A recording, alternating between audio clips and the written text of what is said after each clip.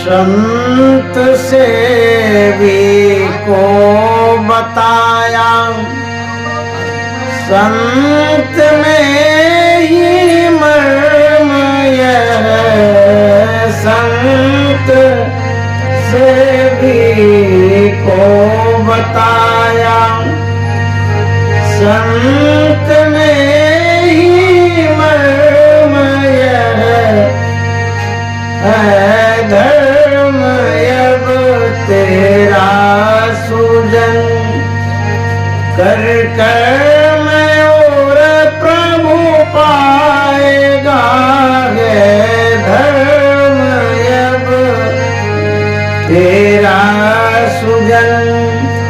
श्री सद्गुरु महाराज की जय। प्रातः स्मरणीय अनंत श्री विभूषित परमाराध्य सद्गुरु महाराज गुरुदेव महर्षि संत सेवी परमहंस जी महाराज बिहारी बीघा के विशेष सत्संग प्रेमी महान भाव माता एवं बहनों, हम लोग आदरणीय राम सेवक सिंह के द्वारा आयोजित सत्संग में उपस्थित हैं, संत मत सत्संग में सम्मिलित हैं। संत मत कहने का मतलब है सभी संतों का जो मत है, जो विचार है, चाहे वो भारत के संत हों, विदेश के संत हों, चाहे किसी धर्म के संत हों, सभी संतों का जो विचार है वही संत मत है। एक बार अकबर ने बीरबल से कहा, तुम कितने पढ़े लिखे हो? बीरबल ने कहा कि थोड़ा बहुत। अकबर ने कहा कि एक बात बोलो, थोड़ा पढ़ा है कि बहुत पढ़ा है? तो बीरबल ने कहा कि थोड़ा बहुत पढ़ा हूं, इसीलिए थोड़ा बहुत बोलता हूं। तो बोले ऐसा क्यों बोलते हो?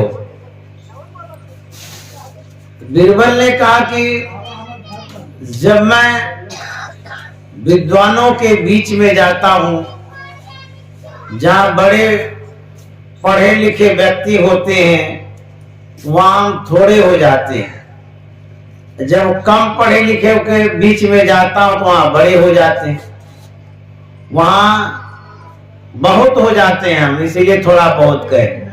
बोले बहुत चालाक है। फिर अकबर पेंसिल उठाता है, ब्लैक बोर्ड में एक लकीर खींचता है। अकबर ने कहा कि बीरबल, मैंने जो लकीर खींची है उसको मेटना नहीं, स्पर्श नहीं करना, बल्कि मेरी लकीर को छोटा कर दो, तब तुमको समझेंगे बड़ा बुद्धिमान है। बीरबल पेंसिल लेता है, जहां अकबर ने लकीर खींची थी उसके ठीक ऊपर में लंबी लकीर खींच देता है। बीरबल कहता है कि जहां पना आपकी लकीर को मैंने मेटा नहीं, बल्कि मैंने अपनी लकीर जो वहां पर खींची है, हमारी लकीर के सामने आपकी लकीर स्वतः छोटी हो गई है। ठीक उसी तरह से संत मत किसी मत का खंडन नहीं करता है, किसी मत को अपमानित नहीं करता है, किसी मत को छोटा नहीं समझता है, बल्कि अपनी बातें रखता है। तो जब संत मत की बातें रखी जाती है, जितने मत वाले हैं सबकी बातें स्वतः छोटी हो जाती है, क्योंकि यह जो संत मत है प्राचीन मत है, यह सनातन मत है, पुरातन मत है, अनगढ़ मत है पूरों का। काष्ट जीवा स्वामी ने कहा यह मत पूर्ण मत है, पूर्ण लोगों का मत है। यहाँ न काम धतूरों का, कचरा और मटमैला रास्ता झूठे कायर कूड़ों का। कहते हैं जो कचरा और मटमैला रास्ता है, कचरा रास्ता क्यों कहा? जिस मार्ग पर आप चलते हैं उसमें कल्याण निहित नहीं है, इसीलिए कचरा मार्ग है। बहुत ऐसा मत बना हुआ है, बहुत ऐसा संप्रदाय है जहां समुचित ज्ञान नहीं है, सही ज्ञान नहीं है, लेकिन बना दिया गया है। तो जो ऐसा मत है वही कचरा मत है। परमाराध्य सद्गुरु महाराज ने कहा जिस मत में, संप्रदाय में ज्योति और शब्द की चर्चा न हो वह मत माननीय नहीं है, पूर्ण मत नहीं है। ज्योति और शब्द की चर्चा जहां है वही पूर्ण मत है, वही संत मत है, वही सही मत है। ईश्वर प्राप्ति का जो मार्ग है वह सही मार्गदर्शन यदि नहीं करता है वह मत मानने योग्य नहीं है और वो संत मत नहीं है। ईश्वर के विषय में सही दिशा निर्देश होना चाहिए। हम लोग पाठ में सुन रहे थे ईश्वर के विषय में। वह ईश्वर क्या है, ईश्वर कैसा है, उसकी प्राप्ति कहाँ होगी, प्राप्ति से होता क्या है। वह ईश्वर जिसकी हम लोग विशद चर्चा सुन रहे थे, हमारे पूर्व प्रवक्ताओं ने भी विशेष रूप से इस विषय पर कहा है। ईश्वर जो सत्ता है वह सर्वव्यापक सत्ता है। ईश्वर सब जगह है, कण कण में है, लेकिन उसकी उपलब्धि प्राप्ति बिरले किसी को होती है। ईश्वर के विषय में संतों ने कहा सब में व्यापक, सबते न्यारा, सब घट एक ही राम राम। वह परमात्मा सब में व्यापक है, सबसे अलग भी है। उस परमात्मा को हम आंख से देखते तो नहीं है, लेकिन ईश्वर में विश्वास किया जाता है, मानना पड़ता है। ईश्वर विश्वास का विषय है। एक लघु कथा है जिसमें ईश्वर को माना जाता है और किस तरह से मानते हैं वही कथा में कहा जाता है। एक बार गुरुदेव महर्षि संतसेवी जी महाराज ईश्वर स्वरूप पर प्रवचन कर रहे थे। उसमें कहा गया है अलख अपार अगम अगोचरी, नाति सुकाल न कर्मा, जाते अजाते अजोनी संभव, नाति सुभाव न भरमा, साचे सचियार बिटहु कुर्बान, नाति स्वरूप बरण ने रेखिया, साचे शब्द निशान। जो इस विषय पर चर्चा की गई, सत्संग समाप्ति के बाद एक सज्जन गुरुदेव से जिज्ञासा के लिए आए। उन्होंने कहा कि आप कहते हैं कि ईश्वर आंख से दिखाई नहीं देता है, जिसे हम देख ही नहीं पाते हैं, तो उसको हम मानेंगे कैसे। गुरुदेव ने कहा कि देखिए ईश्वर विश्वास का विषय है। बहुत ऐसी वस्तुएं होती है जिसे हम देखते नहीं है फिर भी मानते हैं। उस सज्जन ने कहा कि नहीं नहीं हम नहीं मानते। हम आंख से देखेंगे ही नहीं तो मानेंगे कैसे। तो गुरुदेव ने कहा कि आप अमेरिका देखे हैं? बोले नहीं, देखे तो नहीं है। फिर बोले अमेरिका गए हैं? तो बोले अमेरिका भी नहीं गए हैं। गुरुदेव ने कहा कि आप अमेरिका देखे हैं? बोला नहीं। अमेरिका गए हैं? तो बोले नहीं। फिर गुरुदेव ने कहा कि आप अमेरिका नहीं गए, हम भी नहीं गए। आपने अमेरिका को नहीं देखा, हम भी नहीं देखे, इसलिए हम भी अमेरिका को नहीं मानते हैं, आप भी नहीं मानिए। उस सज्जन ने कहा कैसे नहीं मानेंगे? तो गुरुदेव ने कहा फिर तो बोले कि जो आंख से दिखाई नहीं देता उसको हम नहीं मानेंगे। तो अमेरिका को तो आप नहीं देखे हैं, तो कैसे मानिएगा कि अमेरिका है?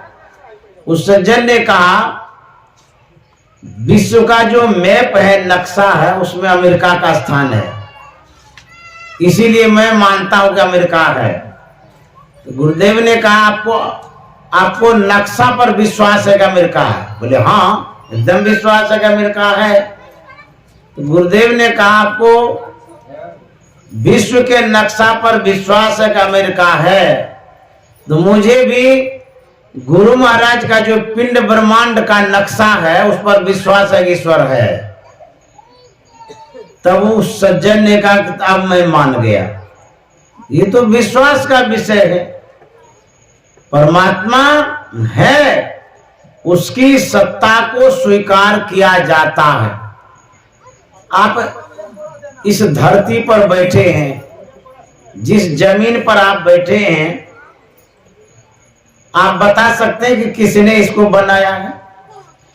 मिट्टी को किसने बनाया है? कोई वैज्ञानिक ने बनाया है?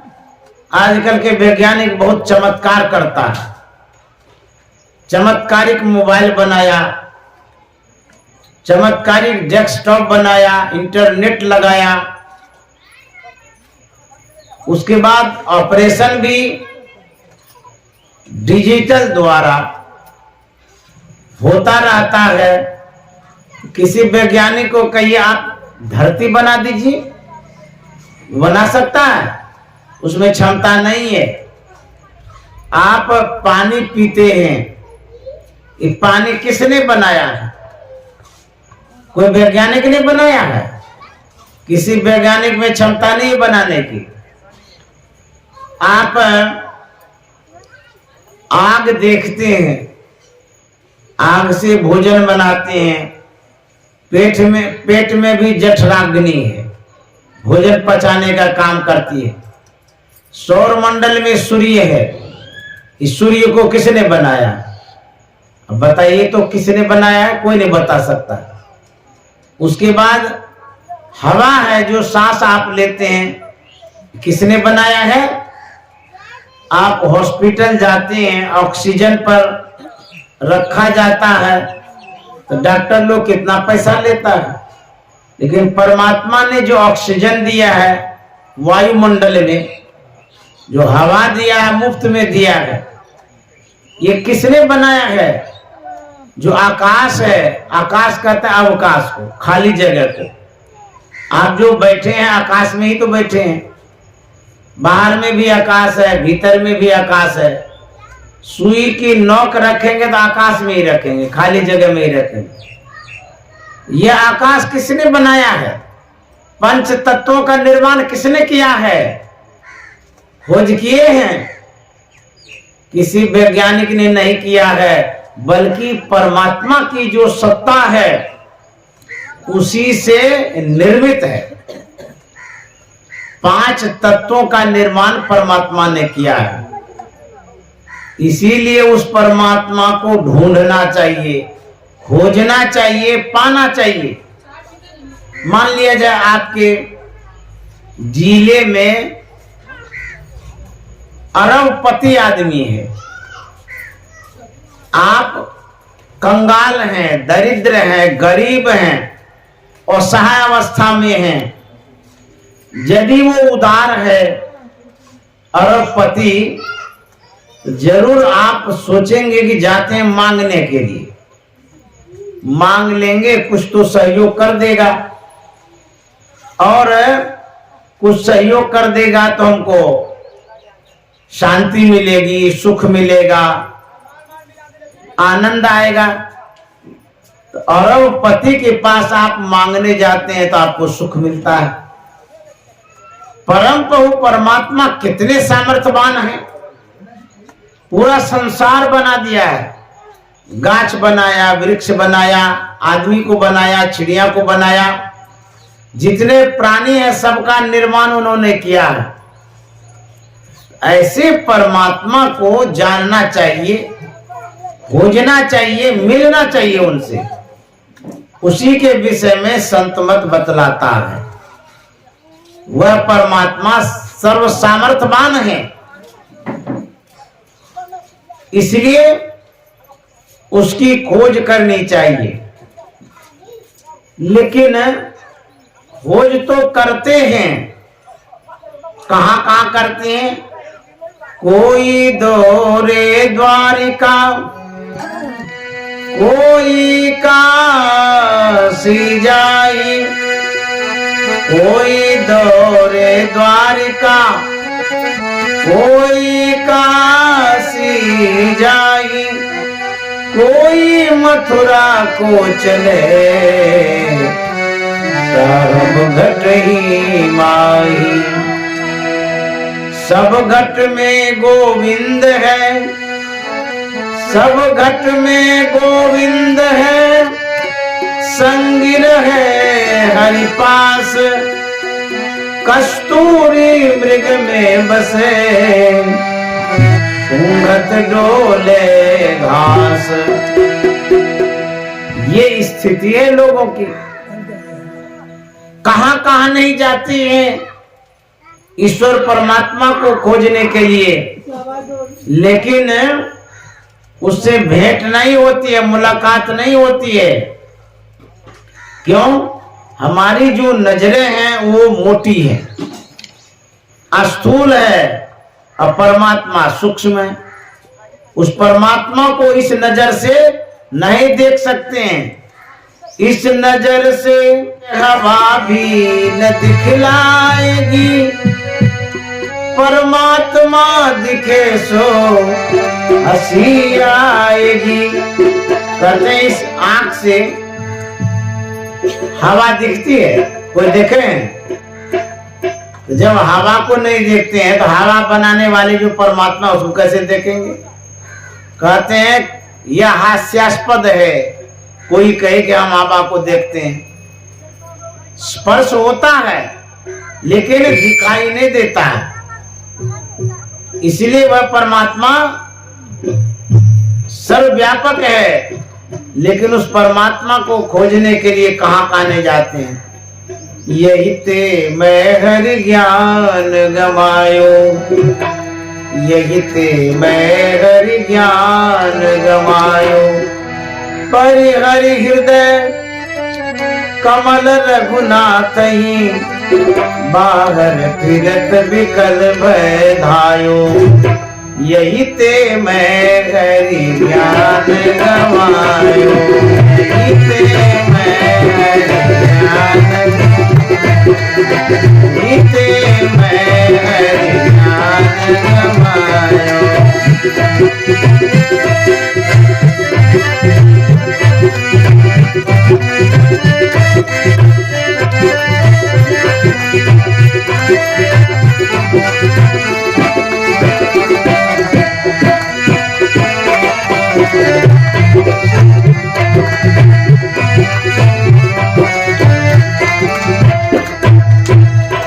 ये पद किनका है?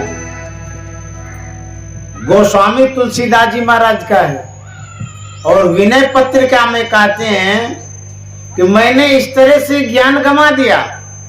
किस तरह से? परिहरि हृदय कमल रघुनाथ ही, बाहर विरत विकल भय। वह परमात्मा हमारे अंदर में था, लेकिन उसे खोजने के लिए बाहर में विकलता पूर्वक, बेचैनी पूर्वक ढूंढ रहे थे। यही तो विडंबना है। हमारे अंदर में परमात्मा है, लेकिन बाहर बाहर ढूंढते हैं। और गोस्वामी जी कहते हैं यो कुरंग निज अंग रुचिर मद, अतिमतिहीन मरम नहीं पायो। हो जत गिरि तरु लता भूमि बिल, परम सुगंध कहाँ ते आयो।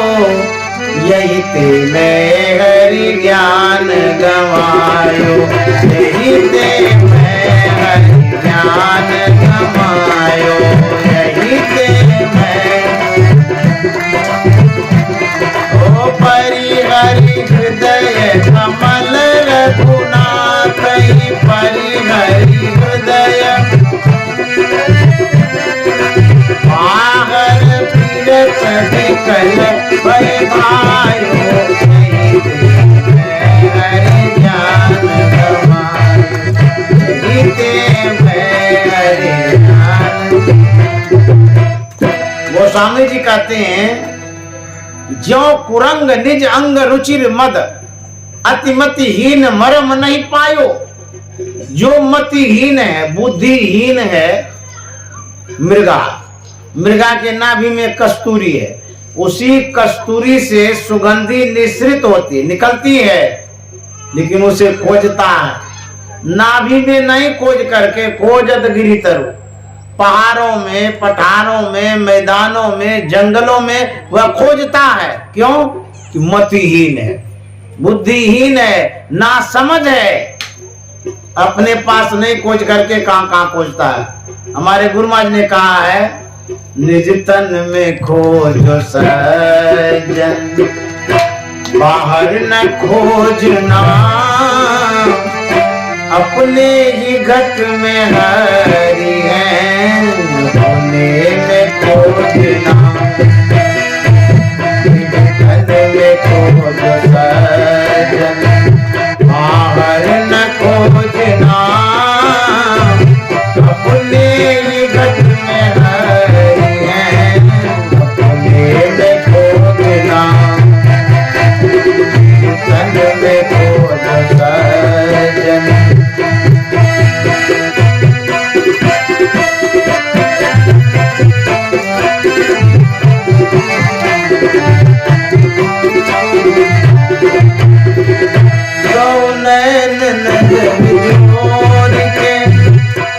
नौक बना के, एक नौक बना के।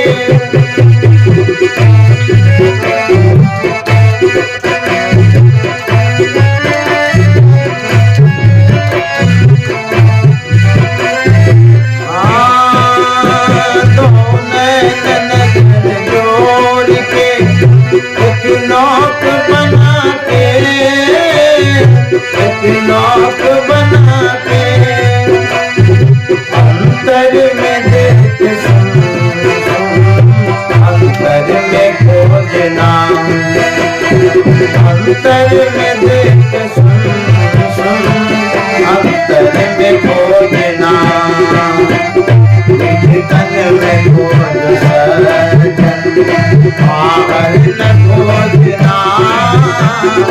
अपने ही घट में हरि है, अपने में खोजना।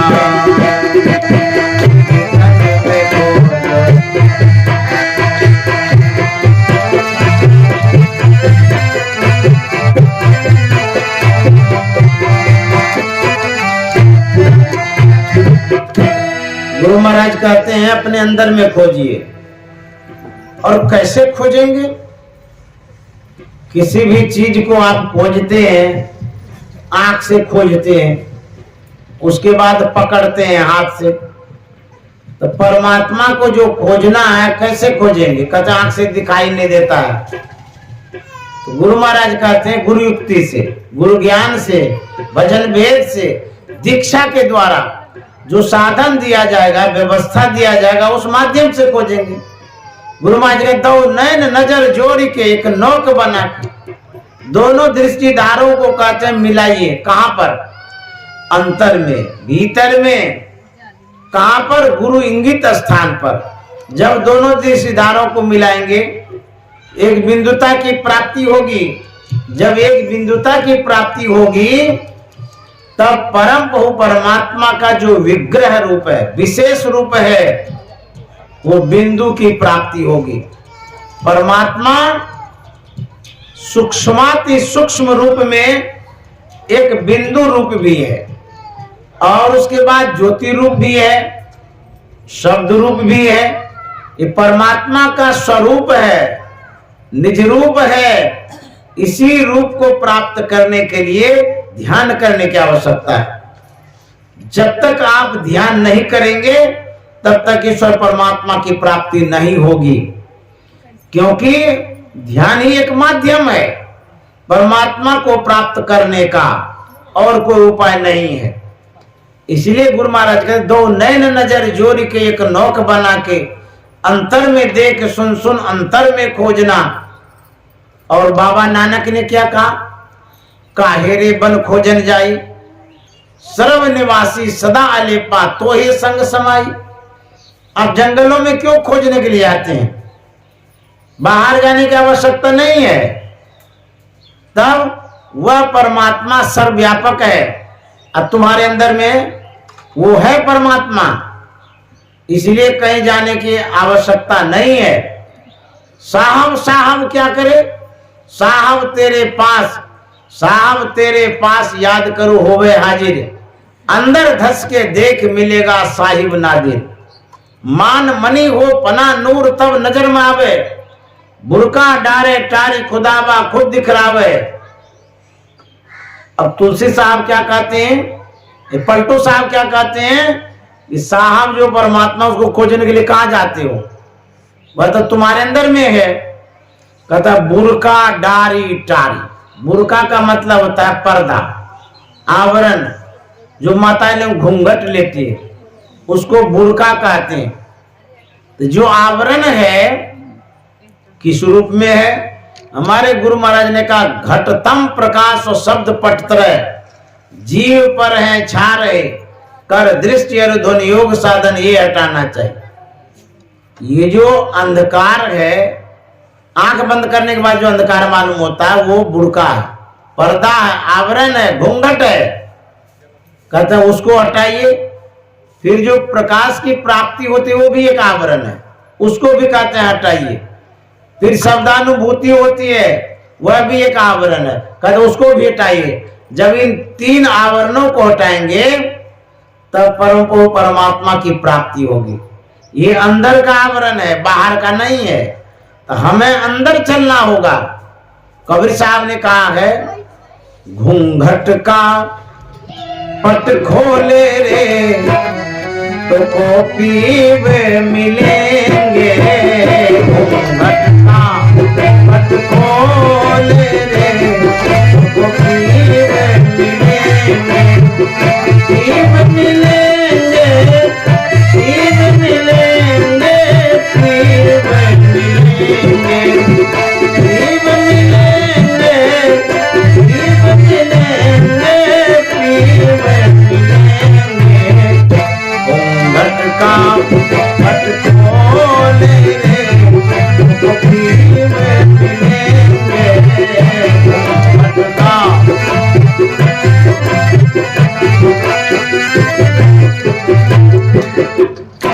एक वकील साहब थे, उनकी शादी एक सत्संगिनी लड़की से हुई। समय पाकर के एक संतान की उत्पत्ति हुई, थोड़ा वो बढ़ा, तो जब जब सत्संग में जाते थे तो बच्चों को भी ले जाते थे, पत्नी को भी ले, तीनों मिलकर के जाते थे। समय आता है घोर परिवार में कभी न कभी मतभेद होता है, वैमनस्यता आ जाती है, विवाद होता है, मनमुटाव होता है, गुस्सा गुस्सी हो जाता है, साधारण सी बात लेकर के खटपट हो जाता है। दोनों पति पत्नी में हो गया खटपट। खटपट का मतलब होता है खट मना छोड़ा, पट मना पर्दा। देखना नहीं चाहेंगे, सुनना नहीं चाहेंगे, बोलना नहीं चाहेंगे, इसी को कहता खटपट। तो जब खटपट हो गया और क्या होगा, देखना सुनना बोलना सब बंद हो गया। एक दिन गए सत्संग में ये लोग, वहां पर महात्मा गा रहे थे क्या, घूंघट का पट खोले रे तो कॉपी मिलेंगे, घूंघट का पीव मिलेंगे, पीव मिलेंगे, पीव मिलेंगे, पीव मिलेंगे, पीव मिलेंगे, पीव मिलेंगे, घूंघट का पट खोले रे तो। यह जो पद है वो महात्मा पूरा पद गाया, सबके सब सुने। वो जो छोटा सा नन्हा लड़का था वो भी सुना, बड़ा गौर से सुना और वो याद करने लगा। याद करते करते पूरे पद को याद कर लिया। अब होता क्या है, इस घर में जो खटपट हो गया था, वकील साहब की पत्नी सोचती है बोलना तो है नहीं, लेकिन खाना जब खिलाना होगा तो क्या करा, बोलेंगे कैसे। वो सोचती है कि एक घंटी ले लेते, घंटी बजा देंगे, वकील साहब अपने समझ जाएंगे कि भोजन का समय हो गया, थाली लगा देंगे, हम हट जाएंगे वहां से, अपना वो खा लेंगे। तो वही ये घंटी ले ली। उसके बाद घंटी बजा देती थी, वकील साहब समझ जाते थे भोजन का समय हो गया, आकर के खा लेते थे, चले जाते थे। एक दिन हो गया, 2 दिन हो गया, कई दिन हो गया। अब घर में न सास है, न ननद है, न ससुर है, वही 2 पति पत्नी, एगो बच्चा है। अब खटपट जो हुआ है उसका निपटारा कैसे हो, अब किसी के पास बोलते भी नहीं है, कैसे बोलेंगे। दोनों अपने अपने शान में है, गुमान में है, अभिमान में है। दोनों के दोनों पढ़े लिखे थे, वकील साहब थे, उनकी पत्नी भी पढ़ी लिखी थी, लेकिन होते होते परेशानी हो गई। लेकिन घर परिवार में यदि खटपट हो तो कोई बात नहीं, होता है, लेकिन झटपट निपटारा कर लीजिए, तब क्या होगा, आपका घर गृहस्थी बढ़िया से चलेगा। और यदि आप लंबा खींच दिए तो दोनों को परेशानी है, पूरे परिवार को। क्यों, कारोबार कैसे होगा। नमक तेल लेना है तो कैसे मांगेंगे, बोलना बंद है। वकील साहब भी अपना पॉकेट खोलवे नहीं करेंगे, जाओ तो अभिमान में रहो, फिर कहाँ जाएंगे मांगने के लिए। तो जब कई दिन हो गया तो वकील साहब की पत्नी के मन में होता है कि कैसा अक्खड़ है हमारे पति देव, बोल नहीं करते। एक बार मना लेते तो हम मान जाते, हम तो चाहते हैं कि बोले, लेकिन कम से कम तो बोलना तो चाहिए। आगे बढ़ करके नहीं बोलना चाहते हैं, अपने आप को वकील समझते हैं, बड़का वकील है, दूसरे को वकील देते हैं, और घर परिवार में इतना कटपट करके रखे हैं, बोलते भी नहीं है। हम तो चाह रहे हैं लेकिन वो आगे बढ़े तब तक, और हम कैसे आगे बढ़ेंगे, हम भी तो पढ़ी लिखी हैं, हम भी नहीं आगे बढ़ेंगे। ये आगे नहीं बढ़ती है तो वकील साहब भी नहीं बढ़ रहे। वकील साहब के भी मन में होता है कि हमारी पत्नी ऐसी है, बड़ा गुमान है उसको, कम से कम एक बार चल करके तो हमको मनावे। हम तो मानने के लिए तैयार हैं, लेकिन वो बोलती भी नहीं है। अब हम क्या करें, और दोनों गुमान में, अभिमान में, वो नहीं बोलते, ये नहीं बोलती। अब देखिए क्या होता है, जो सत्संगी होते हैं, सत्संग भजन जो करते हैं, गुरु की कृपा तो होती ही है, लेकिन निपटारा भी जल्दी होता है संतवाणी के माध्यम से। और वो लड़का जो था, छोटा सा लड़का, वो सीख लिया था गाने के लिए।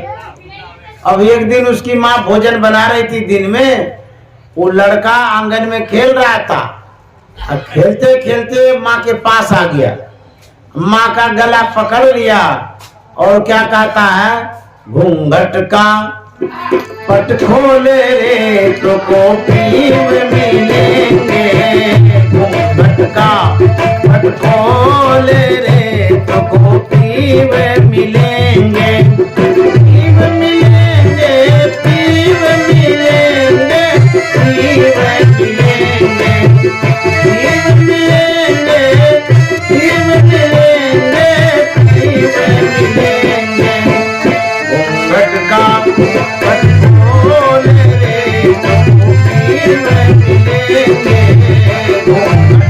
खोले रे घट घट में वह साईं रमता, घट घट में वह साईं रमता। कटुक वचन मत बोले रे तो जीवन में, कटुक वचन मत बोले रे तो जीवन में। घटका घट खोले रे घटका पट खोले रे। अब लड़का तो अपने भावों में गा रहा था, माँ का गला पकड़ करके। तो माँ को तो गुस्सा था, अरे गुस्सा पति पत्नी में था। अब झाड़ेगा किस पर? पति को यदि वो मारेगी तो पति भी तो मारेंगे, डर के मारे उसे काहे झगड़ा करेंगे। अब बेचारा बच्चा पड़ गया बीच में, इतना जोर से झड़ गया, भाग बेवकूफ कहीं का। हमको कहता है कि कटुक वचन मत बोल रहे, जान पापा को सिखाना, हमको क्या सिखाता है। गुस्सा जो होता है ना बच्चे पर, झाड़ा पटक दिया इधर। एक तो घर परिवार में ऐसा देखा जाता है कि परिवार में झगड़ा है लेकिन गुस्सा उतारने के लिए कुछ तो चाहिए। छोटा छोटा नन्हा मुन्ना बच्चा उसी को मारता है, को उठा उठा के पटकता है। ये कैसी मूर्खता है। और नहीं कुछ मिलता है तो टीवी पटक देता है, कोई थालिए पटक देता है। एक गांव में एक महिला थी, उसको झगड़ा करने का बहुत मन होता था, तो बिना मतलब का झगड़ा वो कर देती थी। तो जब देखा कि बिना मतलब का झगड़ा करती है तो सब लोग परहेज करने लगे। अब झगड़ा करने वाला जब नहीं मिला, वो बिना झगड़ा किए रहा नहीं जाता था, तो उसके पास एक बकरी थी। अब बकरिए से झगड़ा कर देती, उसी को गाली दे देती थी। अब बुझिए ऐसे सब आदमी है गुस्सा उतारने वाले। जब बच्चे को झिड़क दिया तो बच्चा चला गया पापा के पास, और उसका भी गला पकड़ लिया। क्या कहता है? धन जौवन का गर्वन की जय, धन जौवन का झूठा पच रंग चोल रे तो मिलेंगे, झूठा पच रंग चोल रे तो घटका पट खोल रे तो मिलेंगे, घटका।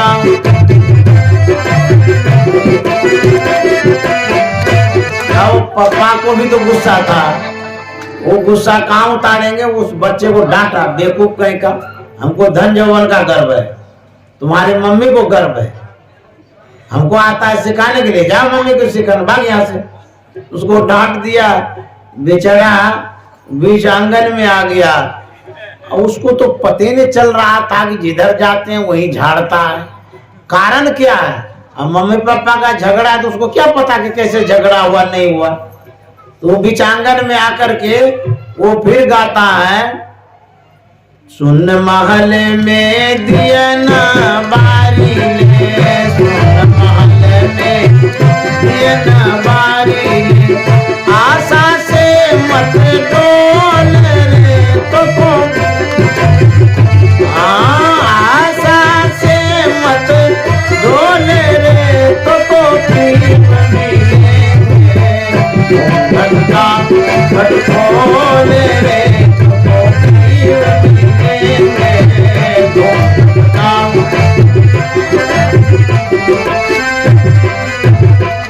वो बच्चा निश्चल भाव से गा रहा था। मम्मी की नजर पड़ी बच्चे पर, दया भाव से देखती है। वो महिला सोचती है कि बच्चा तो कुछ जानता ही नहीं है, तो हम दोनों पति पत्नी में झगड़ा हुआ है, क्या झगड़ा है, कैसा झगड़ा है, नन्हे मुन्ने को क्या पता। लेकिन हम लोग गुस्सा उतारते हैं इसी के ऊपर। हम भी उतार लिए, वकील साहब भी उतार लिए। ऐसा ठीक नहीं है। हम लोग सत्संगी हैं, विवाद होता है तो निपटारा भी करना चाहिए। गुरु महाराज ने तो यही सिखाया है कि झगड़ा नहीं करो, मेल से रहो, प्रेम से रहो, गुस्सा मत करो। लेकिन हम लोग न समझते हैं न सीखते हैं। वो महिला सोच रही थी, स्नेह से बच्चे को देख रही थी। वकील साहब का भी दिल पिघल गया। देखिए, हमारे अंदर में एक आत्मा है, वो शुद्ध है, पवित्र है। कभी कभी अपने स्वरूप में जब आत्मा आती है, व्यक्ति का विचार बदलता है। कितना भी गुस्सा हो, जरूर मन बदलता है कभी न कभी, लेकिन आपको भी मुलायम होना चाहिए।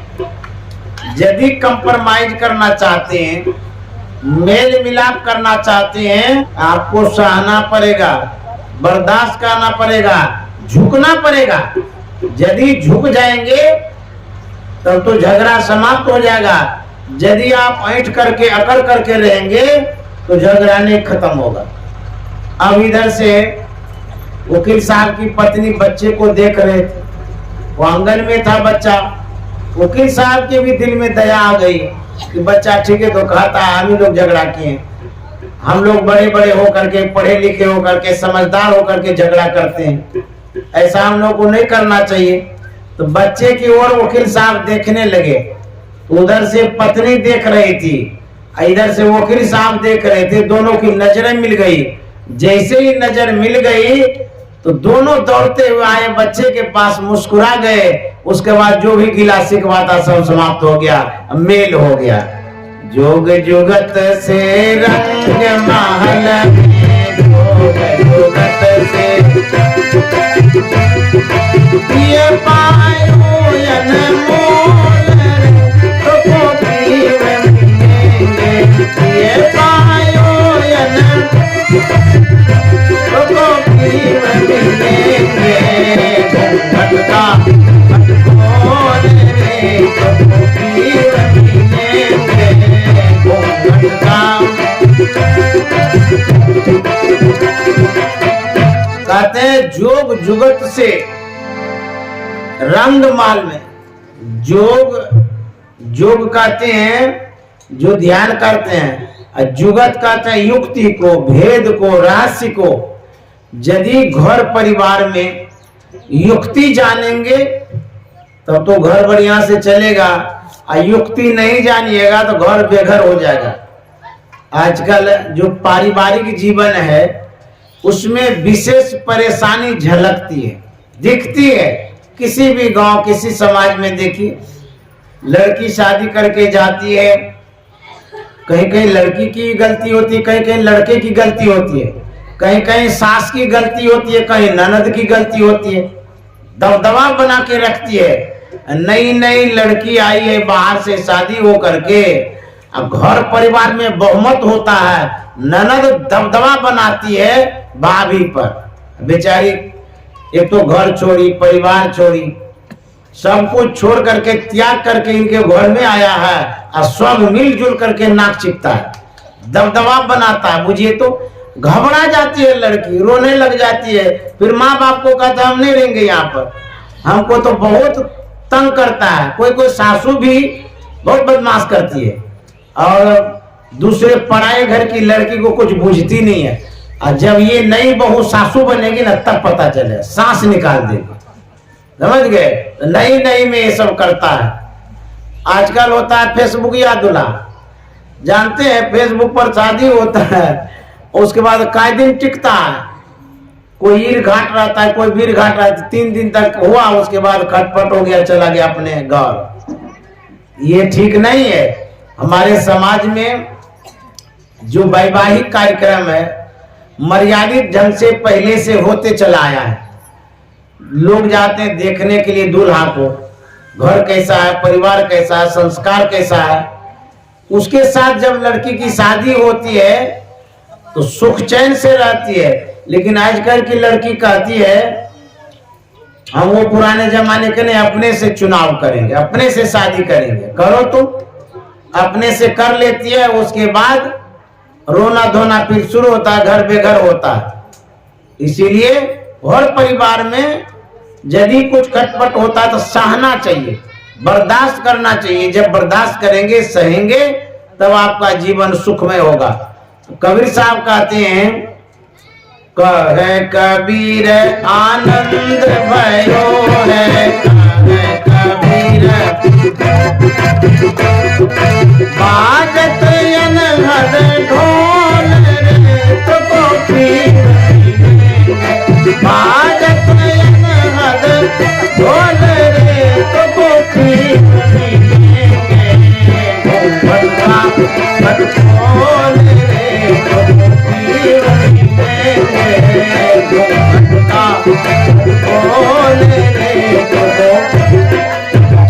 कबीर साहब कहते हैं आपके अंदर में जो घूंघट है आवरण, उस आवरण को हटाइए तब परमात्मा मिलेंगे।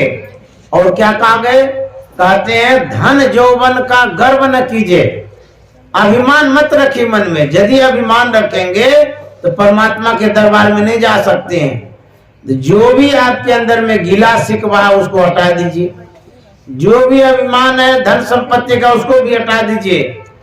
जब आप इस तरह से होंगे तब परमात्मा मिलेंगे, तब आपके जीवन में खुशियां आएगी।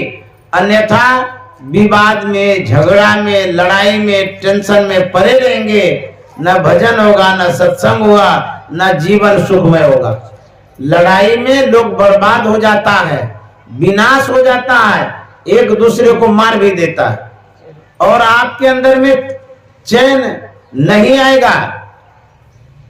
जो कोई गुस्सा करते हैं, झगड़ा करते हैं, उनके जीवन में बेचैनी बनी रहती है।